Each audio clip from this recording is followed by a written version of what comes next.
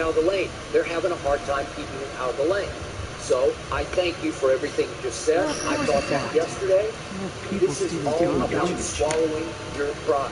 You think you're a great defensive team, but he's better than your defensive team strategically right now because you're just saying, we switch everything. We have 5 interchangeable cogs on defense. Right. No, you don't. Right. I'm sorry. Reggie Jackson and Kawhi are not interchangeable components.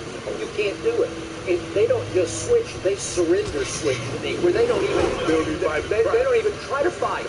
They just surrender. Oh, we switch, we switch, we switch. So you can get a crack up top where Luka, again, not a good three-point shooter, maybe he'll get better, but made one and changed the series. It was going to be 3-1 or 2-2, and he made the one that made it 2-2. Correct.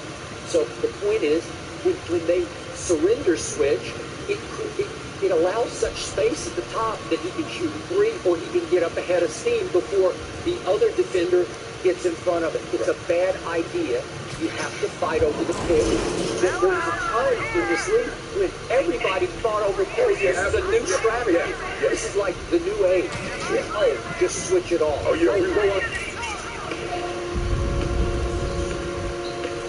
I think it's just about perspective when people try to put individuals in a box and you get mad at them because they don't fit.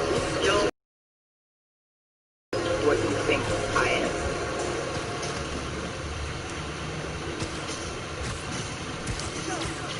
Excuse me, pardon me? Hey bro, I'm here. Can you open the door? What's the password? Let me in, come on. Sorry, no entry. Well, good. I guess you don't want mom's lasagna. Just me. Oh. Yes, correct. Lasagna is correct for the password.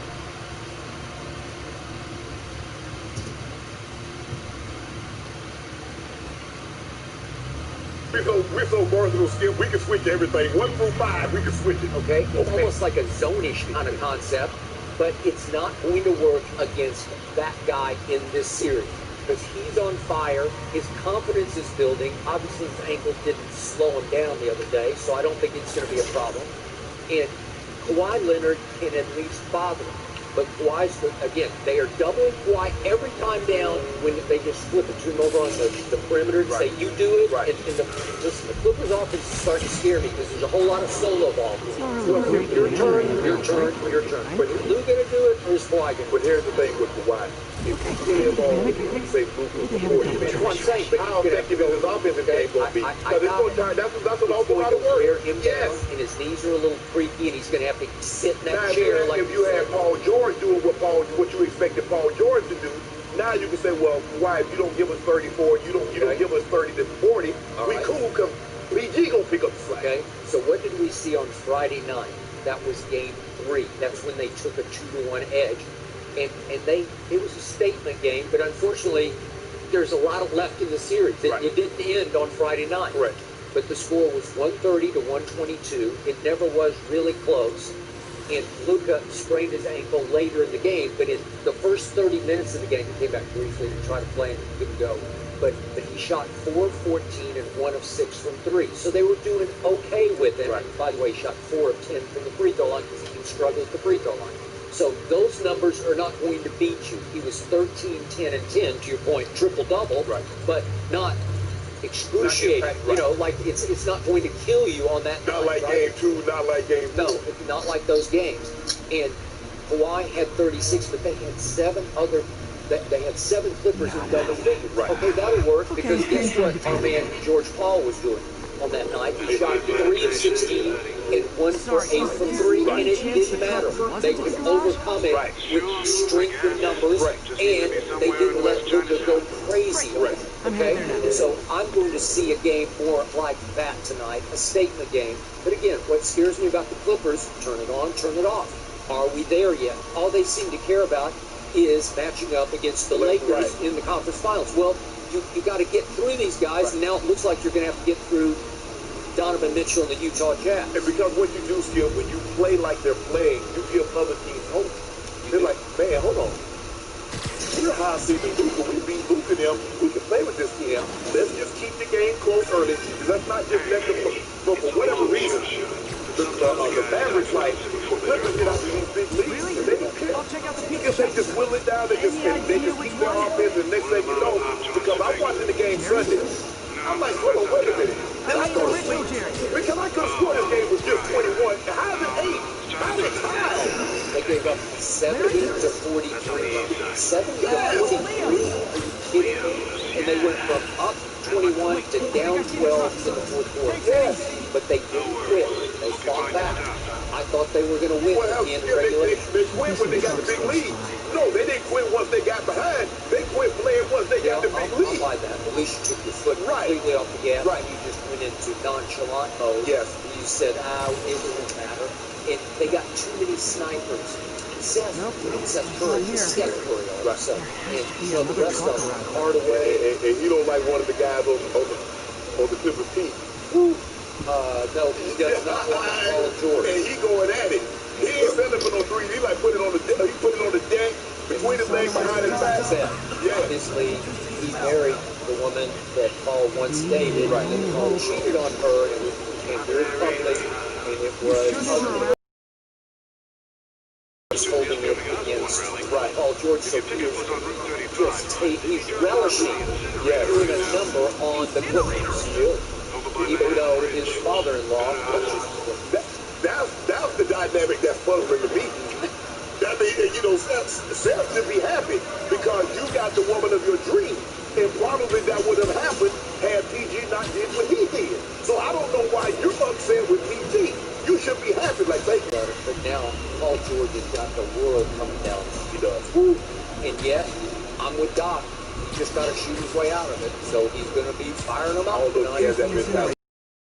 Russ, James Harden, yes. Looks like trouble. Thank you for watching. Subscribing here.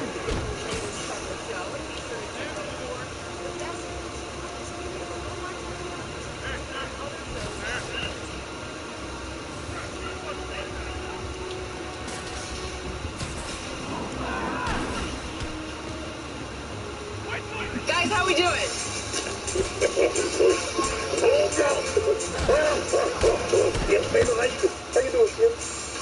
Somewhere, Michael Jordan is laughing at you and laughing at LeBron James for that pathetic show last night. Somewhere. And I can't wait to talk about it, so let's just do it. I want to know one thing. Why everybody You can try as hard as you want. Take your time. It'll get you nowhere. I just want to know why Michael gonna be upset. He's not He upset. can never shoot a three like that. He's chuckling and probably laughing. Remember when he just bent over? That's what he's doing at When he's you. looking at his computer. Yeah. Are okay. Look back. At halftime, LeBron and AD had a combined 40 points, and the Lakers had an 80 to 51 lead. LeBron would finish with 30 points, 10 assists, and 6 rebounds in just over 28 minutes of play. And LA now has a 3-1 series lead. So, Shannon, how impressive were LeBron and the Lakers last night? It look like they won't. Are you laughing at him? No, look like they won't Lakers before the break. Really? The one that did a number on the Clippers, did a number on the Bucks, was doing numbers on everybody before we got interrupted with COVID. Now, Brahma found the cure. They got out of that bubble to cure that thing up. It's over. LeBron cured COVID. Down to the bubble. Down to the bubble. Okay. Still, this is what the Lakers are capable of. Now, we knew sooner or later, everybody else has been shooting the three really well in the bubble. When were the Lakers going to have their turn? When was KCP? What about Danny Green? Thought you hated him. No. Thought you wanted to cut him. All you try to do. At times you wanted to cut KCP. Don't you try to do. No, I'm not trying to do You look for little opening. I'm reminding you of your past stances. You look for any opening. You try to sow dissent. Danny Green, get him out of here. No, I didn't say that. I said, Dad, you That didn't beat him in there, right? Danny, Told you. Heaven, hell. I said, Daddy, you need to make the three. He made a couple last night. KCP made a couple, put the ball on the floor. So now when they're making threes, okay, Big, what y'all gonna do? Y'all gonna stay in the lane? Okay, we shoot right over three. You run out there, then LeBron come down here. Now, Skip Bayless says, I want to see him drive the basketball. He drives the basketball just like you asked. Yeah. The Portland Trailblazers are 8 seed. They're no good. He shoots the ball for three. LeBron pull up. Well, he pulls up from Belgrade. Boom. Let that one go. He gotta have a lot of teammates that would I covered a high school football game there once upon a time. It was a hotbed of high school football stuff. Oh, yeah. Clay Central. Skip, but he had 8 turnovers. He said, you know what? I may not have communicated with him and AD. He said, how about this? I'm going to do something like this here tonight. So he had 2 turnovers. So he shoots 80% from the field. He shoots 4 or 5 from the three-point line. And I'm not talking about them little corner threes. I'm talking about them on deep ones. One from Belgrade, one from Cape Canaveral, one from Fort Myers. Way down there like that. And I think across the state, right? Dude, hey, steal the ball. Now, Skip, I told you. I said, if you steal the ball from LeBron James, if you intercept the pass, go ahead and pull it back out. Wait for your rest of your guys to get down to run your offense. Because if you try to get sneaky, it's not going to end well for you. Ask Andre Iguodala.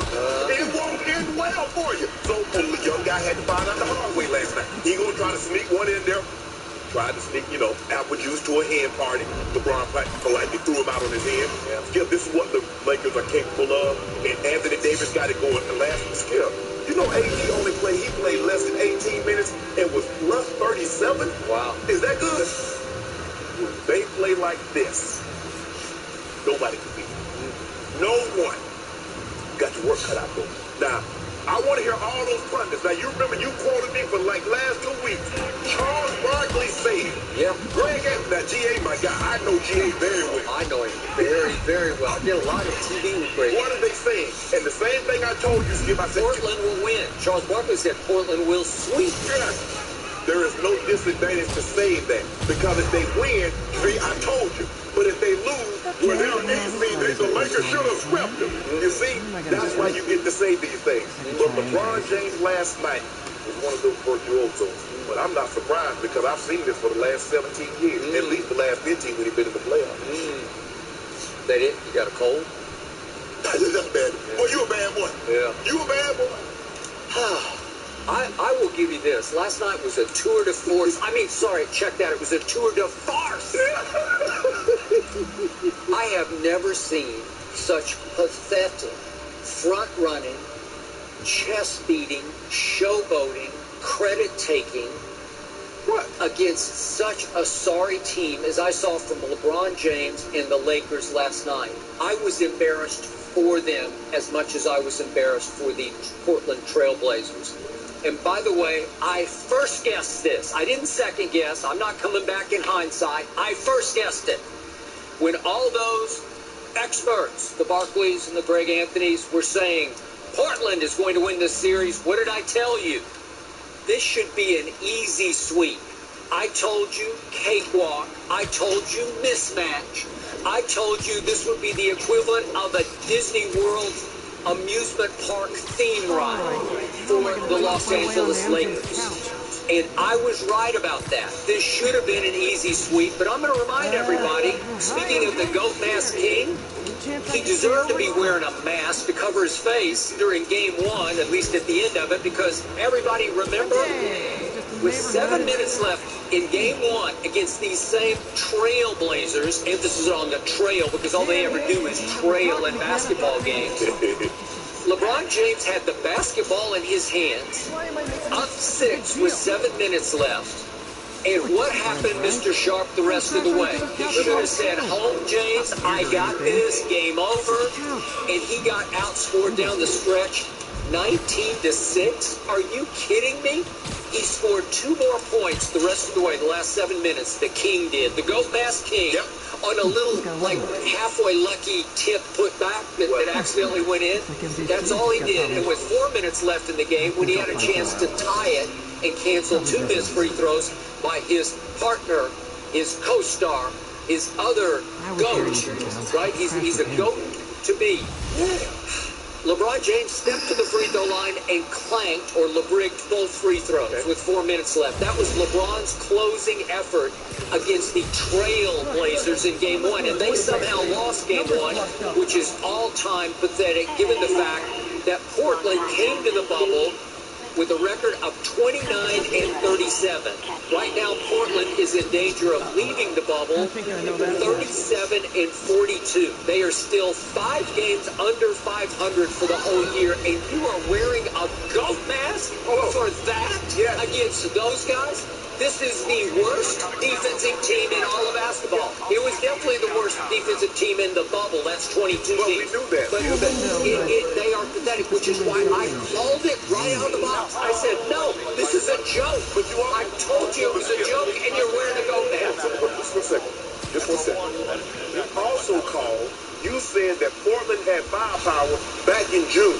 In July, when the season, when they were about to kick back up, when it became abundantly clear that they were about to kick back up, you said with the return of Nurkic, with Melo playing, and Dame, they had the firepower to beat the Lakers. This is the matchup you wanted to see. Now, you don't want to see the matchup. There was only one reason I wanted to see it. I told you, and I first guessed this going into the series. It was all to me about a guy whose overall impact is overrated, Damian Lillard. I keep waiting to see it, and I don't see it. Do you realize now, Damian Lillard has come up even smaller than he plays, about 6 feet tall. In his last 3 playoff appearances, he has gotten swept by the Pelicans, and he got swept by a Golden State without Kevin Durant, and he should have been swept by the King and his minions in this first-round playoff series, because they're not an 8 seed, they're like an 88 seed. That's what they are, and it's because that guy is not that guy, Cap T, Cap G, that you say he is. You say special, and I'm saying, Damian Lillard, where is his transcendent impact on the game? I'm going to give you this. He is the greatest athlete rapper ever. There's nobody close to him. I give you that. He is not a good interview. He is a great interview. He can just spill his soul in an interview, and I love that about him. But in overall, and by the way, he is the sweetest, purest, smoothest shooter of long-distance threes I've ever seen. It's just effortless for him. It's really pretty to watch. But in overall impact, I got to see it. Do you realize he didn't make his first basket last night? It was a 3, but he didn't make it. We could see it if you want to. Guess what the score is now?